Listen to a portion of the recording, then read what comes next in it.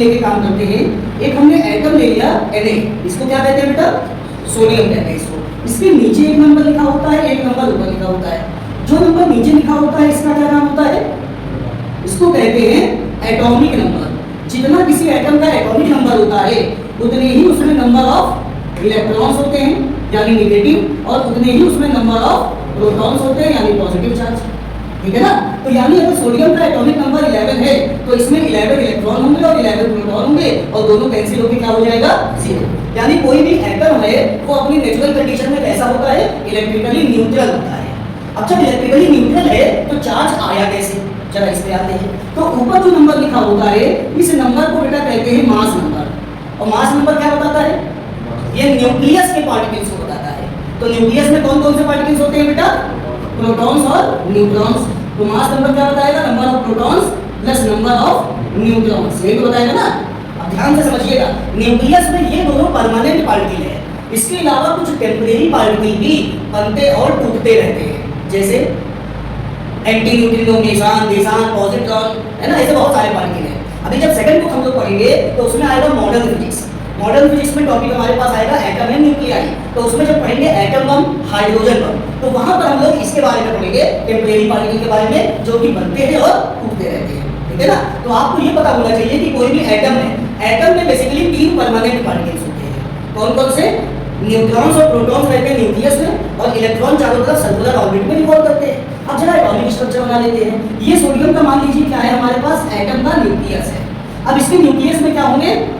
Protons और neutrons होंगे। तो एटॉमिक नंबर 11 है तो इसमें कितने प्रोटॉन्स होंगे? 11 प्रोटॉन, यानी 11 भी हो गया पॉजिटिव। अगर बात करें न्यूट्रॉन्स कितने होंगे, तो मास नंबर देखो 23 है, नंबर ऑफ प्रोटॉन्स 11 है, तो नंबर ऑफ न्यूट्रॉन कितने होंगे? 11 इधर ले आके माइनस कर दीजिए, यानी इसके न्यूक्लियस में 12 न्यूट्रॉन होंगे।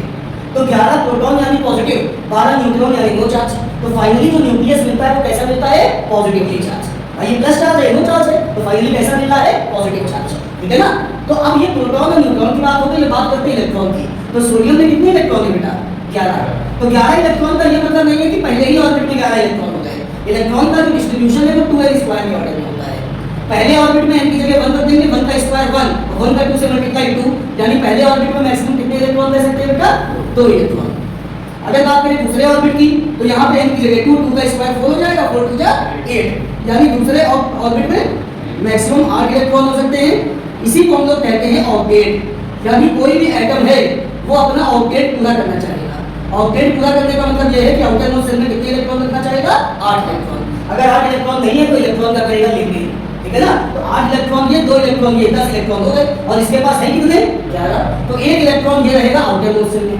और अभी हमने आपको बताया आउटर मोस्ट शेल में इलेक्ट्रॉन कितने होने चाहिए? 8 ऑक्टेट पूरा करने के लिए। तो अब ये सोडियम कहेगा कि 8 इलेक्ट्रॉन तो अकेले हो, या तो कहीं से 7 इलेक्ट्रॉन और आ जाए, या हम इसको लाख मार के निकाल दें, तब हम स्टेबल हो जाएंगे। ठीक है ना? तो इसके लिए क्या आसान पड़ेगा? 7 इलेक्ट्रॉन लेना या 1 इलेक्ट्रॉन देना? 1 इलेक्ट्रॉन देना। अब ये 1 इलेक्ट्रॉन यहीं से रप्पड़ मार के निकाल देगा, कहेगा भागो यहाँ से। अब जैसे ही इलेक्ट्रॉन निकला तो इसका पूरा स्ट्रक्चर बदल गया। कैसे बदल गया? इसके न्यूक्लियस में देखो प्रोटॉन तो 11 है, लेकिन बाहर इलेक्ट्रॉन अब 11 नहीं है, कितने इलेक्ट्रॉन बचे? 10। तो 11 प्रोटॉन और 10 इलेक्ट्रॉन, तो क्या इसके पास एक पॉजिटिव चार्ज एक्स्ट्रा आया नहीं आया? तो अब ये सोडियम Na नहीं लिखा जाएगा, अब ये लिखा जाएगा Na+। Na+ का मतलब इसके न्यूक्लियस में एक प्रोटॉन ज्यादा है, या अपने इसने आउटर मोस्ट शेल से एक इलेक्ट्रॉन को निकाल दिया है। इसी को फिजिक्स में हम लोग लिखते हैं +Q, यानी कहते हैं पॉजिटिव चार्ज।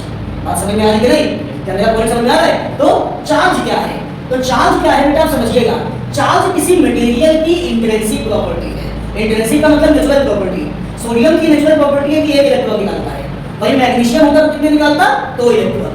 एल्युमिनियम होता तो 1 इलेक्ट्रॉन। ठीक है ना? यानी चार्ज किसी मटेरियल की इंट्रिंसिक प्रॉपर्टी है जिसकी वजह से वो इलेक्ट्रीफाइड हो जाता है।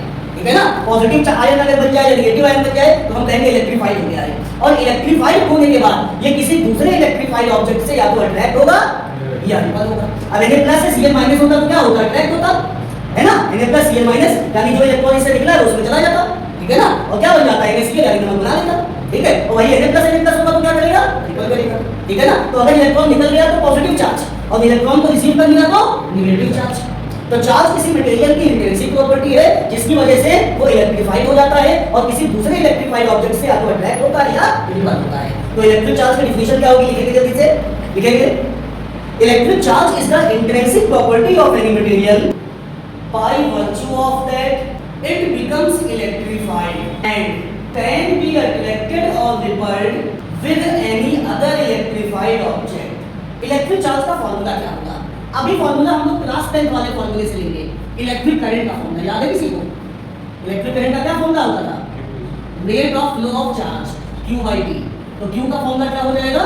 IT। अगर हम कहें यूनिट क्या होगा तो करंट का हो गया एम्पियर और टाइम का हो गया सेकंड, और इसी को हम लोग बेटा C से रिप्रेजेंट करते हैं और इसको कहते हैं कूलम। अगर हम कहें डायमेंशन क्या होगा तो एम्पियर का A, टाइम का ये हो गया डायमेंशन। अगर हम कहें कि इलेक्ट्रिक चार्ज कैसी क्वांटिटी है तो कैसी क्वांटिटी होती है चार्ज बेटा? स्केलर। क्यों? क्योंकि करंट भी स्केलर और टाइम भी स्केलर। जब दोनों स्केलर है तो ये 100% स्केलर होगा। अगर दोनों में से कोई एक वेक्टर होता तो ये 100% वेक्टर होता, और अगर दोनों वेक्टर होते तब वो जरूरी नहीं है, वो जरूरी ये नहीं है कि वो वेक्टर भी हो सकता है ऐसी कंडीशन में और स्केलर भी हो सकता है। वो डिपेंड करता है कि कौन सा प्रोडक्ट है। 11th क्लास में पढ़ा होगा डॉट प्रोडक्ट या क्रॉस प्रोडक्ट, एंगल की ऊपर डिपेंडेंस आएगी। अगर cos थीटा होगा तो डॉट प्रोडक्ट तब स्केलर बनेगा, और sin थीटा आएगा तो क्रॉस प्रोडक्ट यानी तब बनेगा वेक्टर। क्या मेरा पॉइंट समझ में आ रहा है? अब आगे की बात समझते हैं। जरा चार्ज की वैल्यू लिख लेते हैं। फर्स्ट नंबर है चार्ज ऑफ एन इलेक्ट्रॉन। एक इलेक्ट्रॉन का चार्ज कितना होता है याद है किसी को? 1.6 × 10⁻⁻19 कूलम। अगर हम कहें charge of a proton, proton का चार्ज कितना होता है? ये भी नहीं होता है। तो दोनों में फर्क क्या है? इलेक्ट्रॉन नेगेटिव होता है और प्रोटॉन पॉजिटिव। तीसरा है charge of an alpha particle. Alpha particle का चार्ज कितना होता है? अल्फा पार्टिकल क्या होता है पता है किसी को? हीलियम का न्यूक्लियस होता है। अब हीलियम के न्यूक्लियस में कितने प्रोटॉन होते हैं? भाई न्यूक्लियस में प्रोटॉन और न्यूट्रॉन ही तो होगा, तो प्रोटॉन की वजह से चार्ज आएगा, न्यूट्रॉन तो चार्ज होता है। तो हीलियम के न्यूक्लियस में कितने प्रोटॉन होते हैं? 2 प्रोटॉन होते हैं। हीलियम का एटॉमिक नंबर 2 होता है। जितना एटॉमिक नंबर उतने ही नंबर ऑफ प्रोटॉन। पहला हाइड्रोजन, दूसरा हीलियम, है ना? तो यानी चार्ज ऑफ अल्फा पार्टिकल, वो अल्फा पार्टिकल होता क्या है? हीलियम का न्यूक्लियाई होता है, और इसमें 2 प्रोटॉन, तो एक प्रोटॉन का चार्ज कितना है तो 2 प्रोटॉन का इसी को 2 से मल्टीप्लाई कर देते हैं।